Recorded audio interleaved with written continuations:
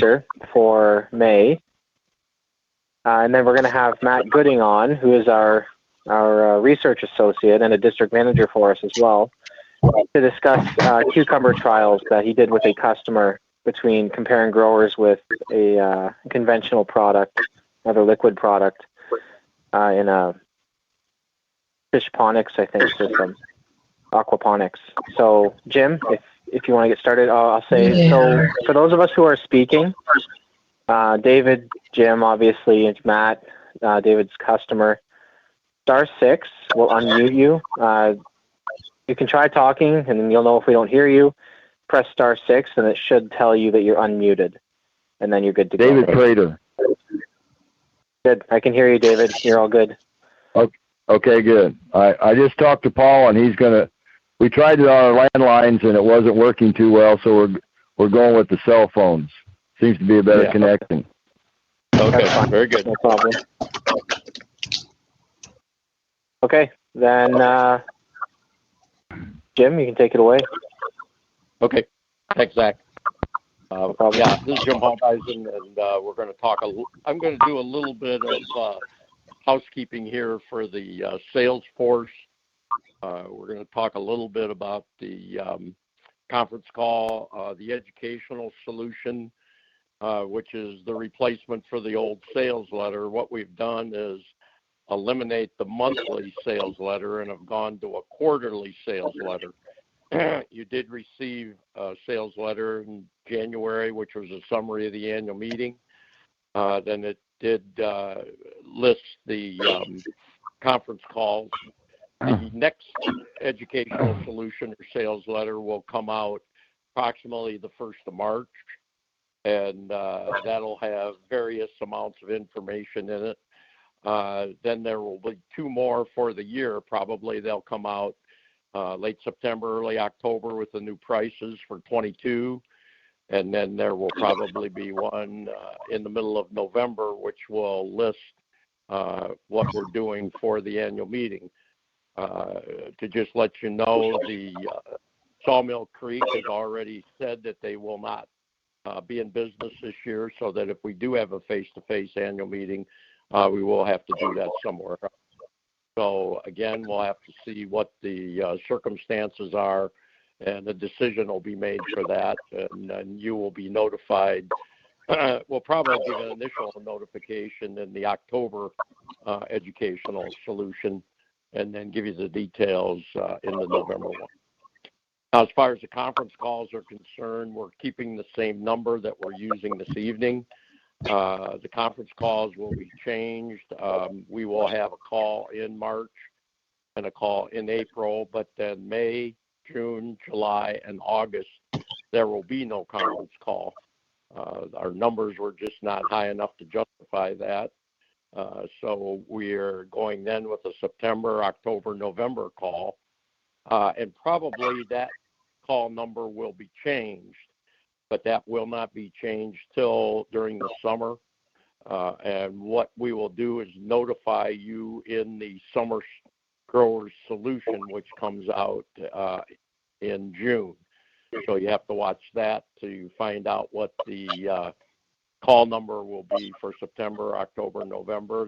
The Grower Solution Early Fall Edition usually comes out in September, and that will have those dates in them also with the number. However, you'll miss the September one, so you need to look at that June solution in order to get that actual number once that decision is made on that. Again, the March call next month, that we will focus on the calendar picture of July, which is blueberries, Dennis Grove. And then the April call will focus on the June picture, which will be a customer in the state of New York. And so those will be covered in those next 2 particular calls. Another thing that we're doing a little bit new, and we're voyaging into it next week. Larry Webb and I are placing a Zoom call with a prospective customer gentleman that has certain issues that he wishes to discuss with us in detail, and that's being set up by Matt Schroeder. And see, this is something that if you would be interested in it, now that we've got experience with the Zoom, we could be able to do a Zoom for individual salesmen or district managers. So this is something you can keep in mind, and it appears that it'll go very nicely. Setting it up was very easy. The customer accepted immediately. So we think it's got a lot of potential to help you guys in the field. The customer also has gotten a copy of the research library and has looked that over and has shown a lot of interest in it. So that's probably one of the main discussions that we will have. Another issue that will be new is that there will be another addition going into the reference library. The initial one was the discussion of the growers program. The next section or segment is going to be an detailed discussion of calcium. We'll be looking at all aspects of calcium in that particular section. The narrative is pretty well done. It's being upgraded right now. Zach Smith is contributing to that, and I hope Zach has got his nose to the grindstone on that. And then we will go ahead and upgrade that with the pictures and the different sections, and then hopefully that will be ready probably sometime early summer so that it's ready for the fall when guys start to look at the application of high calcium lime. So that should be well on its way to be completed, and that can be added to the reference library. So now if we get into current events, probably the biggest factor that we can talk about is the WASAID report that came out on Tuesday. What happened at that time, the U.S. government did lower the carry with the corn and soybeans both. They thought that the carry worldwide on corn would be dropped more than what it was, which was kind of a disappointment to the trade. And so on Wednesday, we had a 45-cent down move on beans and a 23-cent down move on corn. But then again, yesterday or today, and even tonight, we've got to move back up again. So it appears that when these types of things happen, it's strictly a retrenchment. And if you talk to the people that work in the market, they'll tell you that you just can't have a straight up move, that you're going to have some retrenchment or fallback on prices, so that the whole move is still to the bull side or the upside. So again, we're at some very lofty levels right now on corn and beans. We've had some guys that have kind of rode the bull, and rather than investing in our discounts, invested in the bull market, and in some cases that turned out very nicely for them. So again, I think the overall trade is thinking that the bull market is here, the trend is up, and will continue to stay that way. The Brazil crop, soybeans, they've boosted that a little bit, strictly on the acres that are being planted as they reclaim the rainforest. The yields aren't going to be spectacular. The weather has been moderate, so that the production is still going to be up a little bit. They've already considered that their corn production is going to be higher, and they haven't even planted it yet. So again, you get these governments that are basically putting their fingers in the till on these different trade regimes. So I think when you have this retrenchment and then an up move back up again, I think the trade is basically telling the government that we don't believe anything you're saying. So they're relying on their own sources. So again, that's what we in agriculture have to trade at, is what the thinking is at this point. And again, as far as corn is concerned, the purchases by China have been fantastic. There's a lot of question mark whether we can get that across the water to them in this marketing year. So, again, there's been a little bit of chatter about the African swine fever coming back, which is causing a significant amount of loss in the sow herd over there, which should be negative for the corn market. But the price of corn in China is still over $10. So, again, they can afford to buy U.S. corn and bring it into their storage than to deal with the kind of prices that they have in China.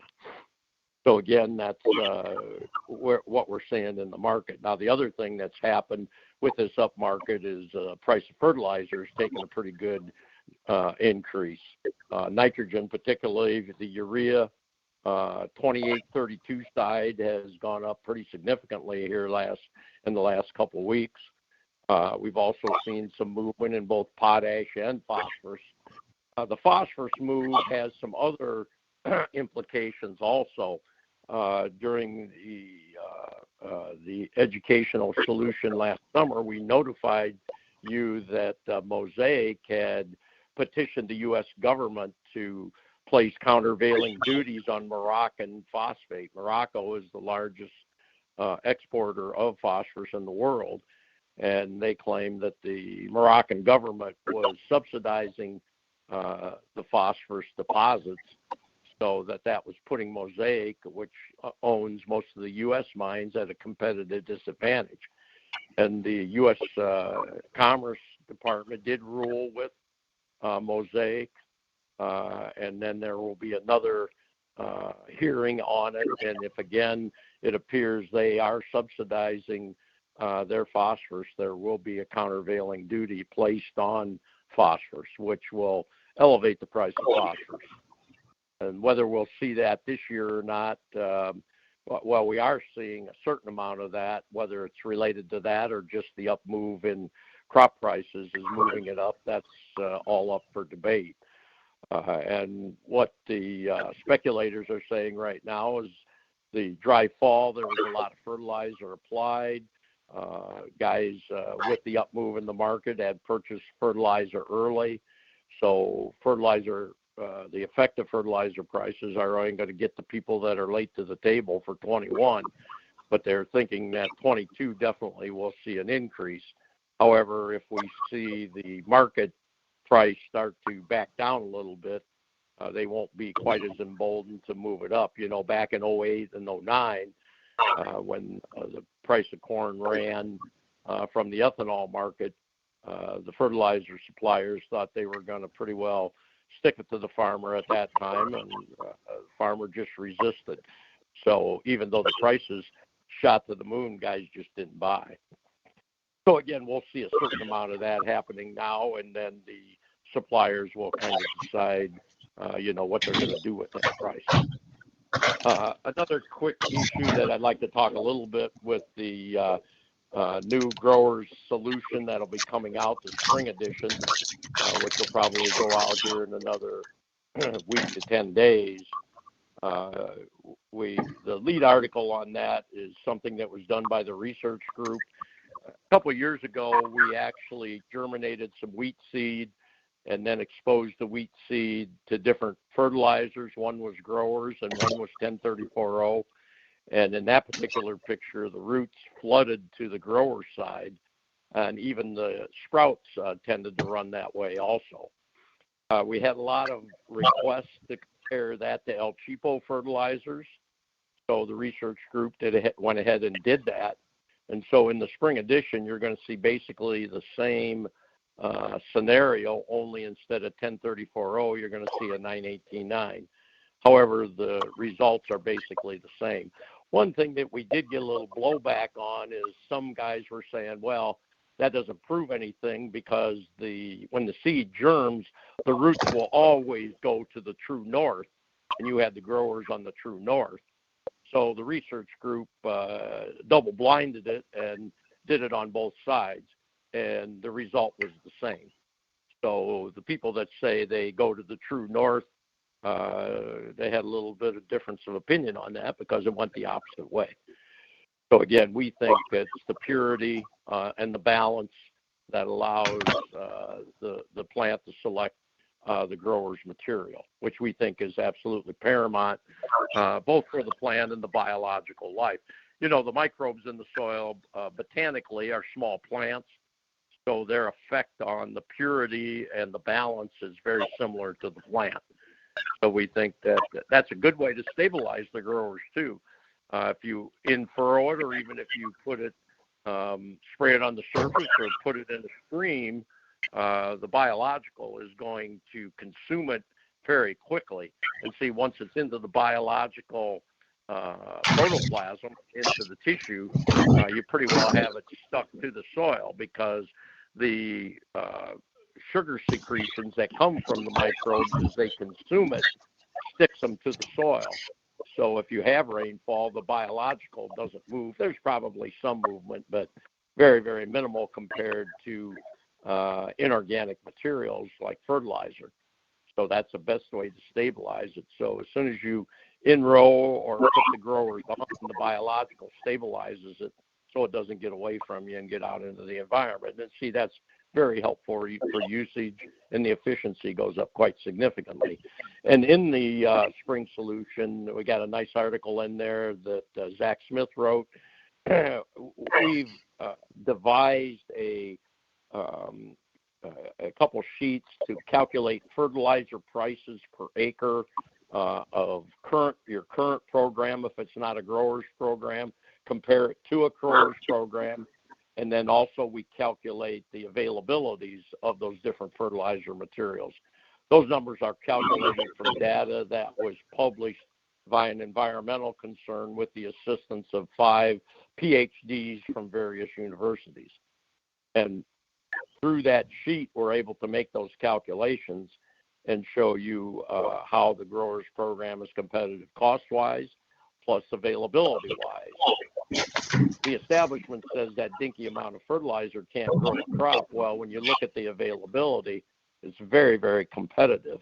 And see, that's the problem that we would like to point out, is if the efficiency of your current fertilizer program is not very good, what happens to that excess material?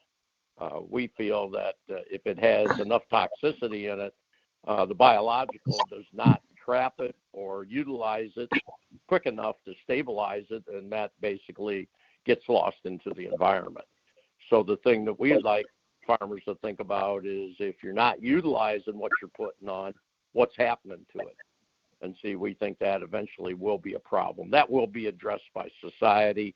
Even the big box stores now are looking at that as being a problem.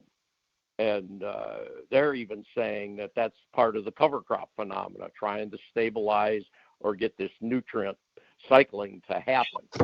And see, this is something in our research group that we're starting to work with, trying to measure the actual biomass that is in your soil. And we think that we can help increase that, both with the calcium program and then the use of the growers. Where actually there's a firm in New York State that has come out with a instrument to try to measure biomass in real time.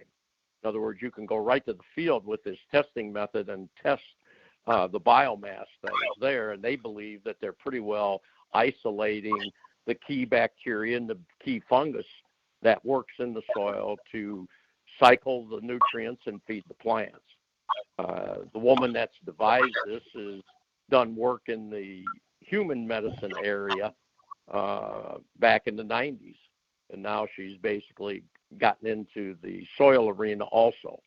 Actually, for those of you that view the Acres USA publication, David Prater pointed out to me that they are conducting a webinar here in early March where she's going to discuss how this apparatus works. Our research firm, our research group, has purchased one of these microbiometers to try to measure the biomass. We're going to start with compost teas, looking at biomass, looking at development of nutrition from the biomass, and that will basically stem into soils eventually, where we'll be able to look at people that are following the growers program, compare that to people that basically followed the commercial program. And we believe that the industry is going to be looking at these types of tests. They've been doing it in soil laboratories with, the various carbon burst tests, and then they're measuring certain types of RNA in the lab. We looked at some of those, but our biggest problem was that it wasn't a real-time test. Once you collected the sample and sent it off to the laboratory, you had to change depending on where that sample went. If it was in the heat or in the sun or where it was exposed. So the idea of this apparatus doing it right on site was very appealing to us. And so that's why we went in that direction. And we're going to be talking a lot more about that in the future. So if you have any interest in that, talk to your salesman. They'll be in contact with us, and we'll keep you apprised of what that situation is. One last thing before I turn this thing over to David Prater is we got this cold weather happening now. And for those of you that have not had a lot of experience with growers in super cold weather, especially as you get in the upper north central region, you could have some crystallization going on as you get that very low dew point, and the vapor pressure allows the water to evaporate. The growers does crystallize to a certain degree. It can give you, as it warms back up again, that'll go back into solution for you. But if it gets reasonably cold, you may have some accumulation of crystals when you aspirate it out of your tank. One thing we talk to guys about is trying to keep it out of the wind, keep it in a closed area, what you carry over. Now, when the new material comes in, you'll get enough dilution factor. Hopefully, it'll take it back into solution. Another thing you can do is hook your tank up and just agitate it. The physical friction of pumping creates enough heat to resolubilize the crystals. Again, I don't think, other than the north central region, there shouldn't be any problems. Even with these lower temperatures that we're getting now, we don't have the violent wind with it like they have in the upper north central region. So, again, this is something just to keep in mind so that if you do encounter it, you know what you're dealing with. When those crystals, when you look at them, they have the total package in them. What happens is when it crystallizes or it's dehydrated, the elements come out uniformly so that the product stays uniform, what is still in solution. It's a little bit more concentrated because you have less water in it, but the ratios are still basically the same. The trace elements, they'll be basically the same also. So again, this is something you need to look for that if you've got into some super cold weather. Again, it doesn't hurt the product. It just you got to get it heated back up again, or add a little bit of water to it. We don't like to do that because usually you're using high dissolved solid water. Now, if you're using rainwater or distilled water, it wouldn't be any problem. That would work. That would work fine, and it doesn't take much because the amount of dehydration you've got is not that significant, but it can be enough because we've got the solution as concentrated as we do, so you can run into a little trouble with that. Okay, so at this point, I think Dave Prater, if you're there, and Paul Meyer. Yeah, I'm here. There. I'm here, Jim. Is Paul on there? Oh, very good. Can you hear me there? Okay, good. Yeah, I can hear you. Hear me, Dave? Okay. Yeah. Yeah. Go ahead, Dave. You and Paul got the floor, and let her rip. Okay. Well, I just want to kind of, as a background to introducing Paul, I want to, that's the May picture in the calendar, and the guy in the picture is not Paul. It's his son-in-law, Craig Mollett. And anyway, just a little background. Paul's been using growers. He and his father started when Kenny Vosshaller's father, who was we think his name was Andy, was a district manager. and then Paul's father was a customer, and we're guessing that that's been 25 plus years ago. So Paul's been using the material a long time, not only on his crops, but also I guess he's feeding it some intermittently also. So so with that being said, one other thing before I introduce him is that Paul had some soil testing done, and this guy did some grid work for him, and his K level was up, and his organic matter was up. The organic matter you can kind of contribute to his cover crop regimen, and the K, he said, well, I haven't put any on. I said, well, there's plenty out there. You just got to get it available. So I think that's what he's seeing anyway. So with that said, I'll let Paul kind of talk about this field. And ironically, this accidental test here was right along the edge of the road, which was perfect because you could just stop and you could see the difference, as you can see in the photo there.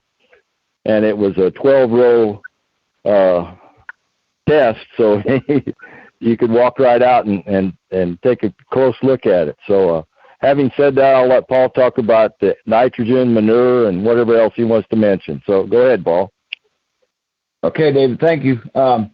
Yeah, in the picture, what we was doing, we was just starting the field. We was planting in some covers, and we got about 500 foot down the field. We just stopped to check the corn depth and things like that. And on our planter, we're trying to do growers in furrow, and then we was trying to apply some nitrogen offside there. And our nitrogen is running through the planter setup, but our growers is applied with a electric pump. And so every time we stop and the planter's down, we always have to shut the switch off on the planter, otherwise it keeps pumping unless we raise it up. We was trying to check depth, and then once Brad took off with the planter, he drove about 50 foot and realized that he had to turn the switch back on for the growers, so he had to stop the tractor and get out and flip the toggle switch back on an electric pump, and then took off again. That's where we got the test strip from. So, and that's, said the neighbors too, was kind of obvious, just the difference that everything was the same except for we did not get the growers, which I think our application rate was 3.5 or 4 gallons of what we was trying to do in furrow on that plant that 31,000 population, I think. So what time of year was that, Paul, when we were planting? That was early that year. We was planting in late April. This year our planting date was a little bit later. We planted later, but on that occasion it was I think around the 20th, 25th. It was a little cool yet when we planted that. Was there a cover crop on that, Paul? Or there was cover, but we had taken it off for forage. We had chopped off the covers, and then we was planting into the stubble.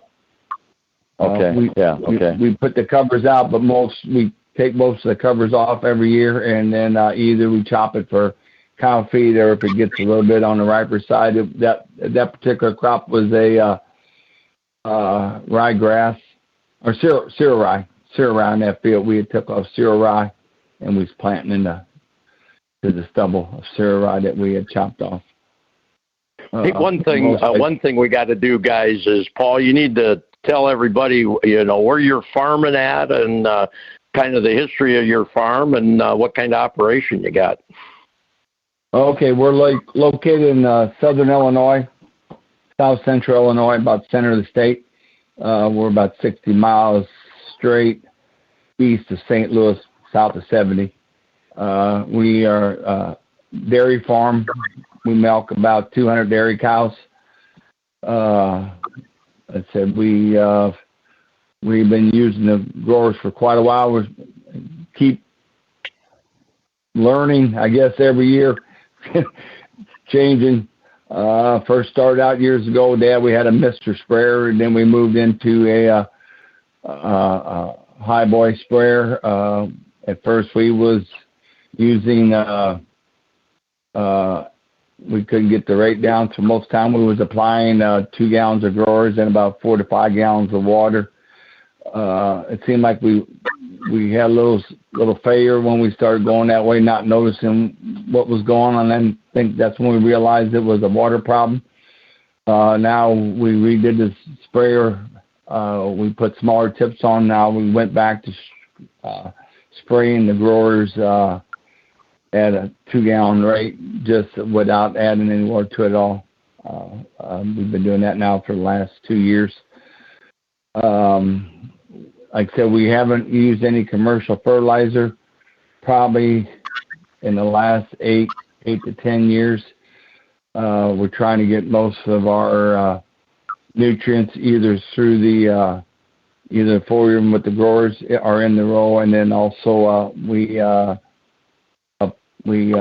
store all of our manure in lagoon. So we do a lot of drag lining. So we usually try to apply about 6,000 gallons of manure periodically throughout the year. You know, we try to cover all the acres. Some of them we might go across in the spring and the fall. We've been on the cover crops now, using a lot of this cereal rye, probably at least for 6 to 8 years. This last year we went more into a blend, but like I said, like David said, we are starting to raise our organic. We was probably at a 1.5 organic matter. Now we're getting up to 3 plus in our organic, and my phosphorus or my potash levels are coming up in the soil without even adding any commercial fertilizer.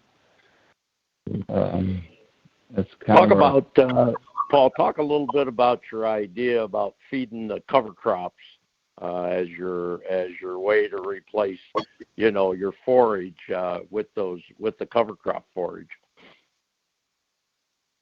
Well, I've been talking to a guy up in northern Canada and been using some covers, and he's kind of moved away from alfalfa and corn sides. So this year we might try to, I don't know about the alfalfa, we're going to back off a little bit, but this year we have more of a blend of our covers with some 7 or 9-way mixes. We've got crimson clover, balanza clovers mixed in there. We have cereal rye, ryegrass, oats, some vetch, no peas. I don't know what else we got in there. We got a little bit of hemp. So I'm trying to see once if maybe we can create a forage for the cows, nutrient dense possibly. So we tried a little bit last spring, not to this extent. Fairly good success.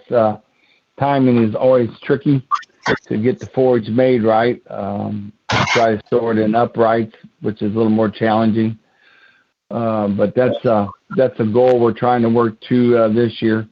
Maybe trying to get to something where we wouldn't have to, like with alfalfa. Once in a while we have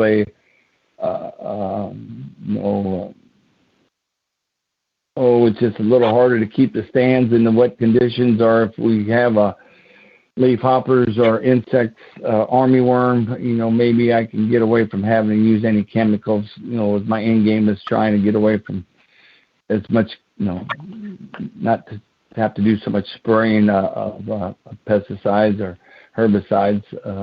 We can just throw a crop out there. If we get a little grass in it, it's not that big a to-do. If we still make a quality forage is my end game. Mm-hmm. I just might mention that. Yeah, go ahead. I just might mention, Jim, that Paul didn't use any fungicide, which is another big input. It seems like it's become over the years. So he's headed in the right direction. Yeah, certainly. Go ahead. We don't use. Yeah, go ahead, Paul. We don't, like I said, we don't use any traded corn. We did get a corn sample back the other day. It was a Byron seed. It was a kind of like a brown midrib, but we did get a forage analysis back, and the feedman said it's one of the highest tests he had taken this year, and that's the same way. We didn't put any fungicide or anything on the corn.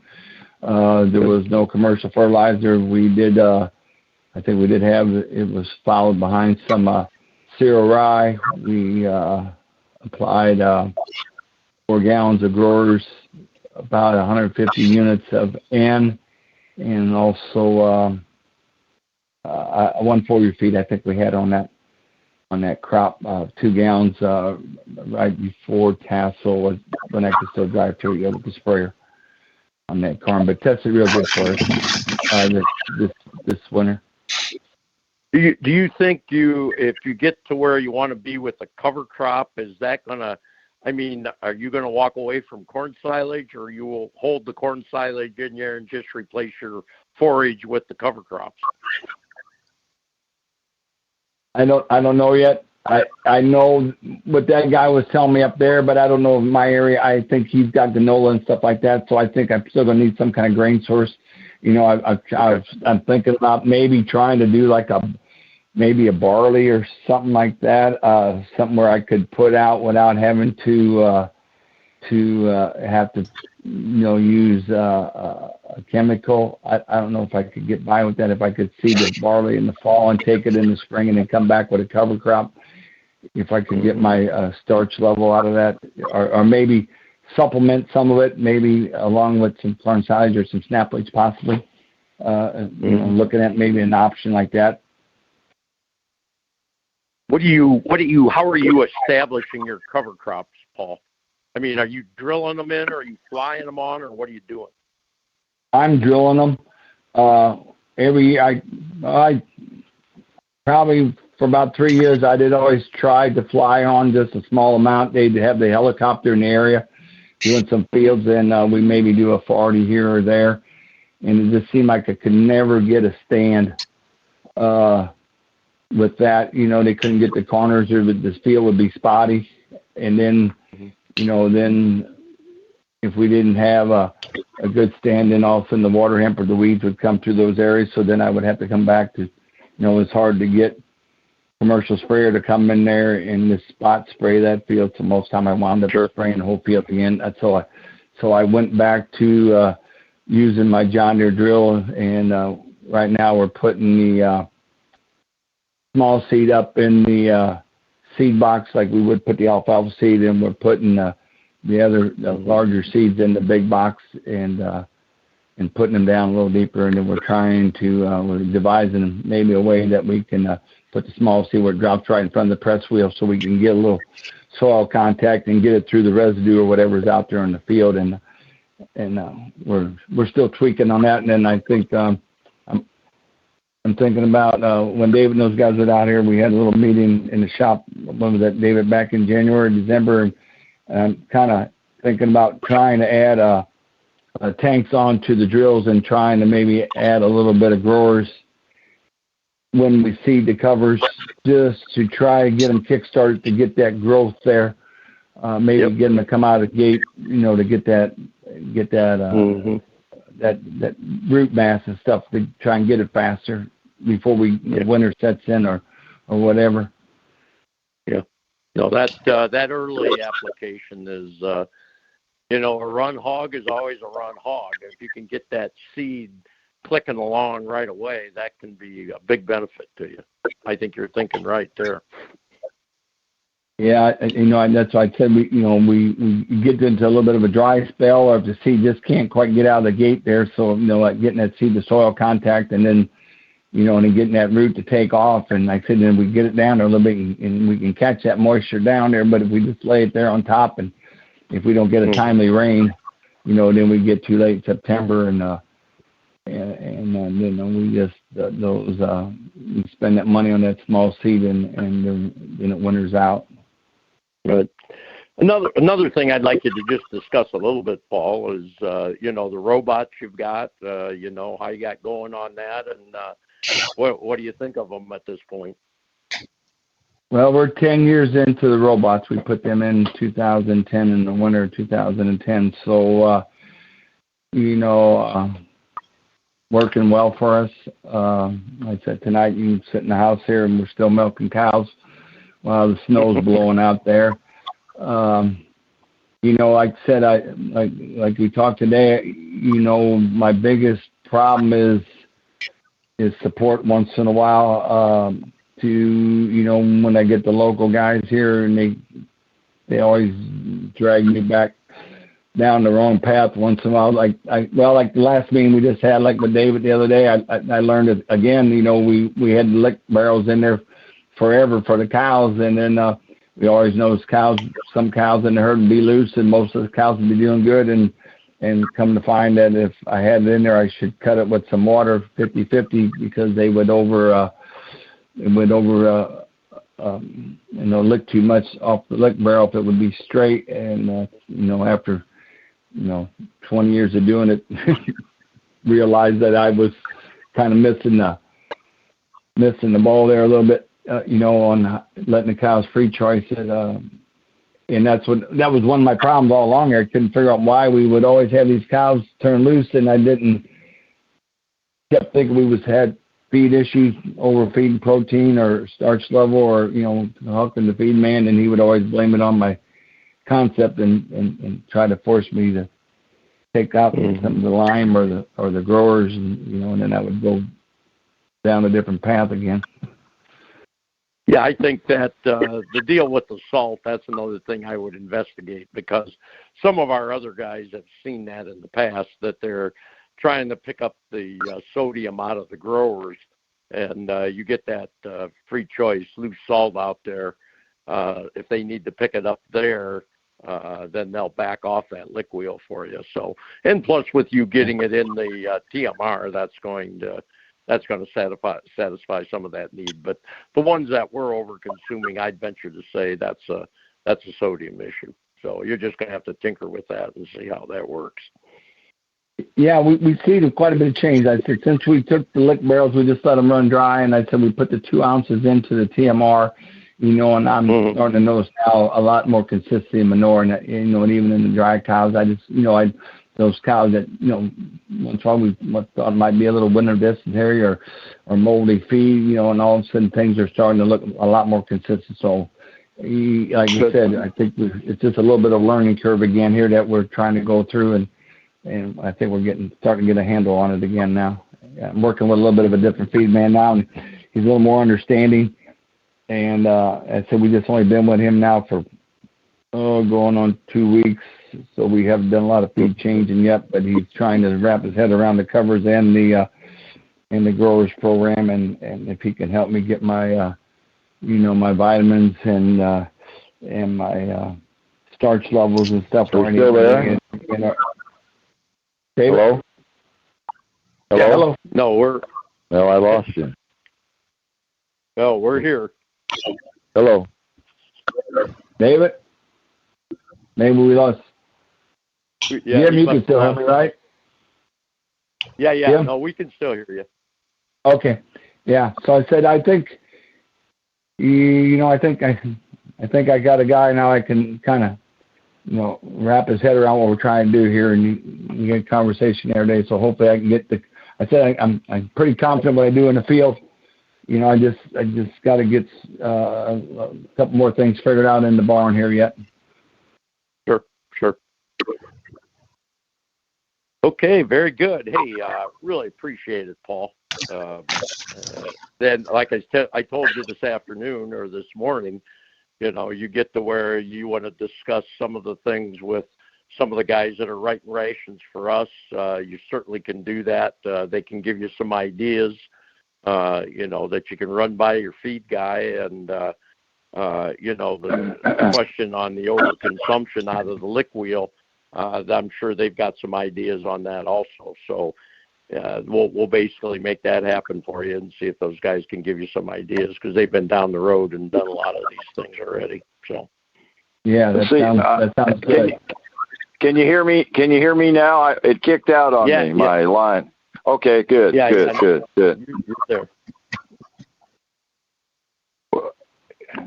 Okay, very good, Paul. I'm gonna cut you off at this point. Hey, listen, I just like to say, when we've had meetings down there at Paul's, he and his family, his wife and 2 daughters and the son-in-law are always very accommodating, and I really appreciate that. And that, it's the old story: you try to lead a horse to water, you get him there, but you can't make him understand the grower's concept, so to speak. But I appreciate Paul's effort from him and his family. So thank you, Paul.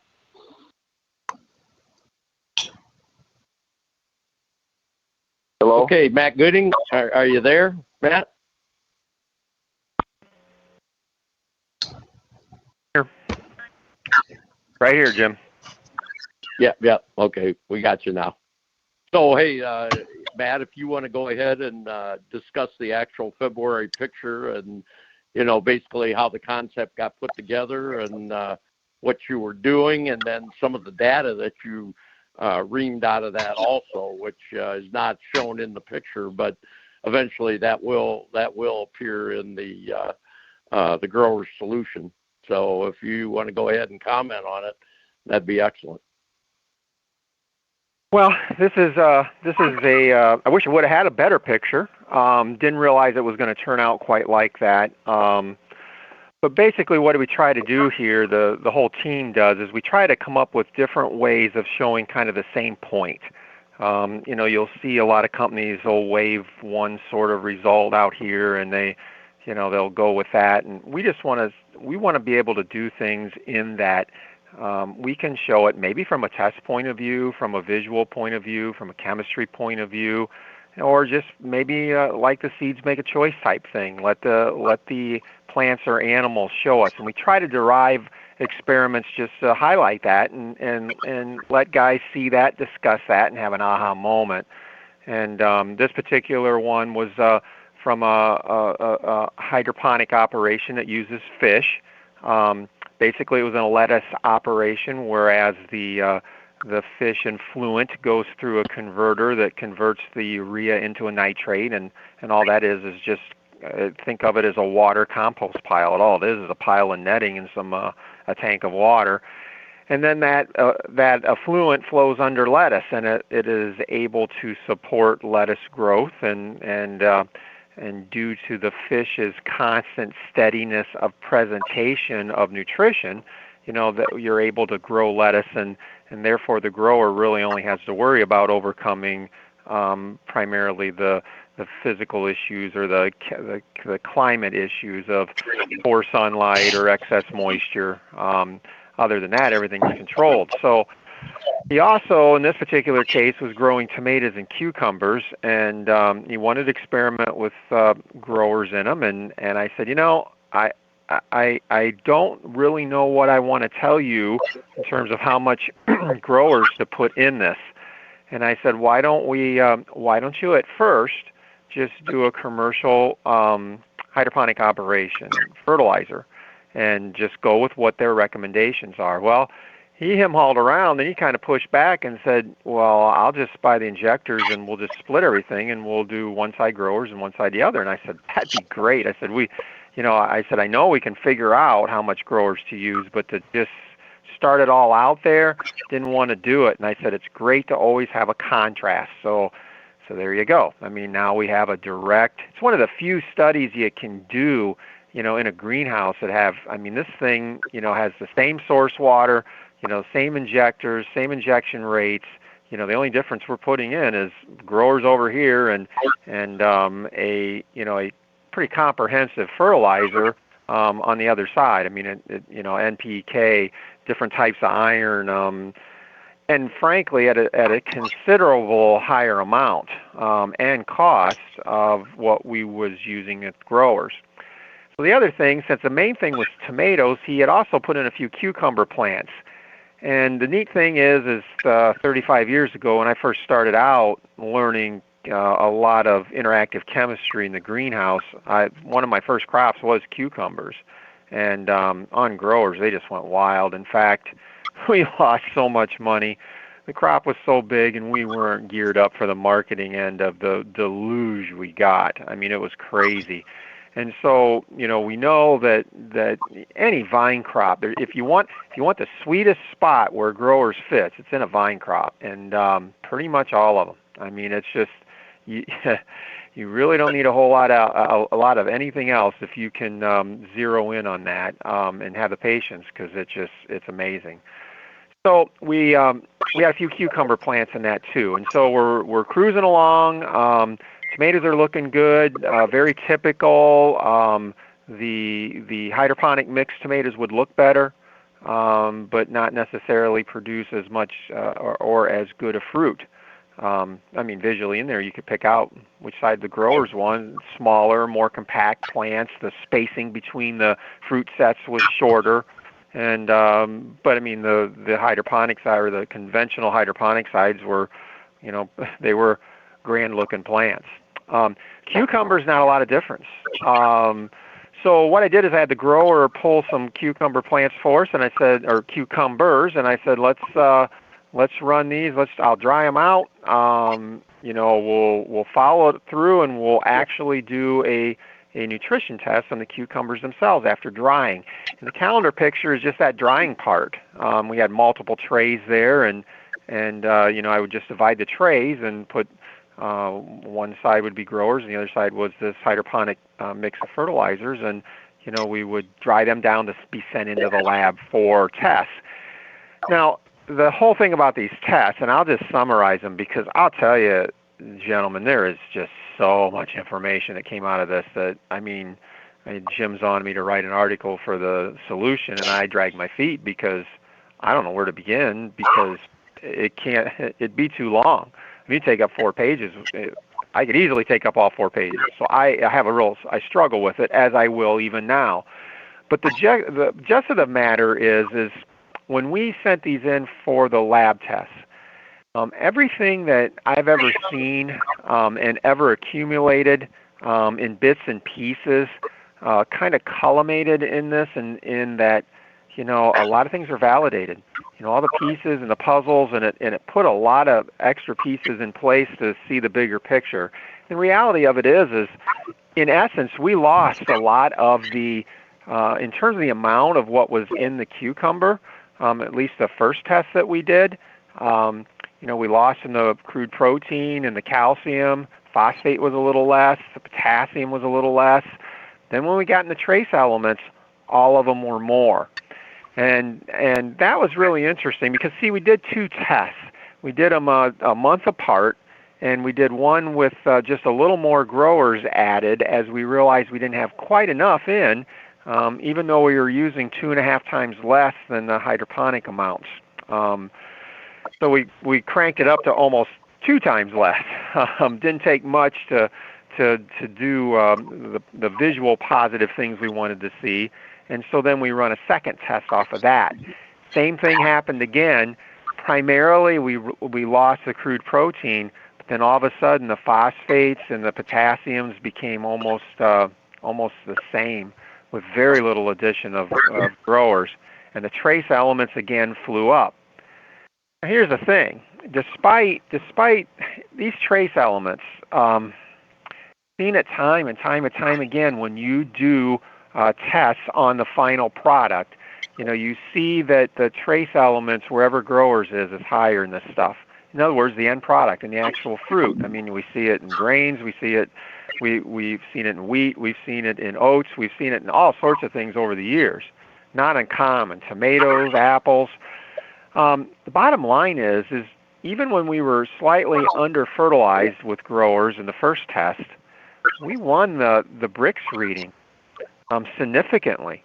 We also won the fat percentage. And yes, a cucumber has a fat percentage. We won that by 30% in the first test. And in the second test, it was 3 times higher, the fat content. And also the Brix level flew and went, I think it worked out to almost 40% higher. So there's all sorts of things. You say, hey, why did we lose the crude protein? Well, that's because a crude protein is based off the nitrate, part of the amino acid structure of the protein. That's what they measure. When you send in a forage test, that's what you're getting. And growers is a urea-based nitrogen source. And, of course, the hydroponic one had a nitrate-based calcium source that was 2.5 times greater in concentration than growers was. So you're just having a test that's reading the key component, i.e. nitrate.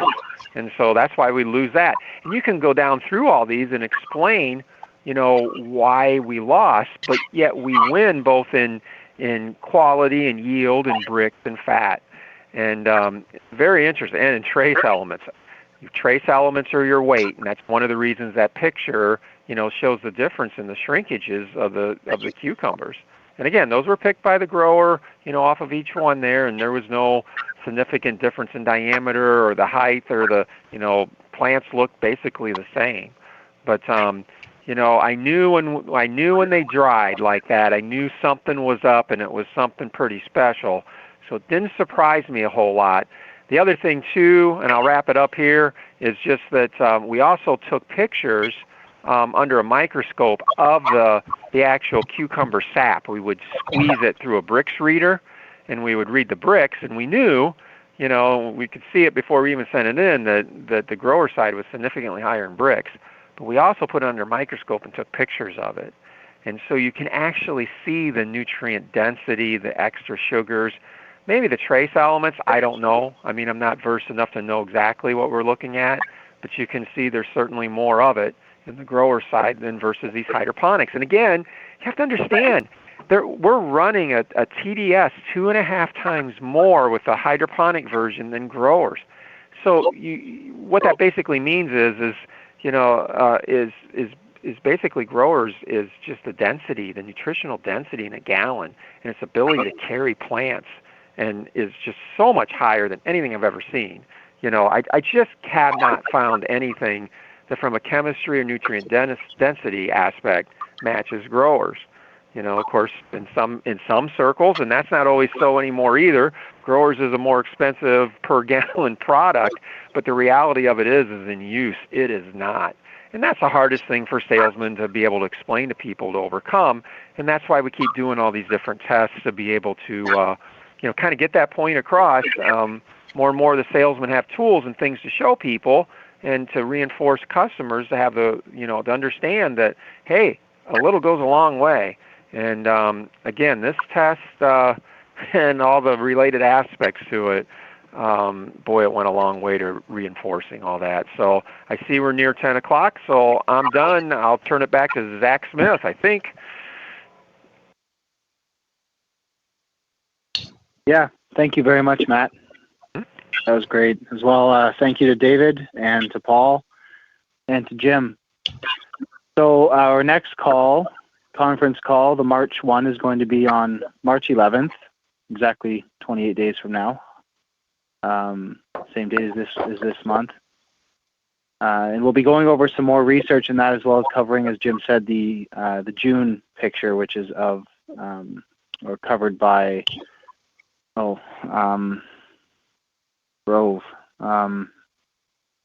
It's Dennis Grove. Dennis. Yeah. Thanks, Jim. All right. Thank you, everybody, for listening in. Again, thank you to all of our speakers, and I hope you guys have a good night. Bye.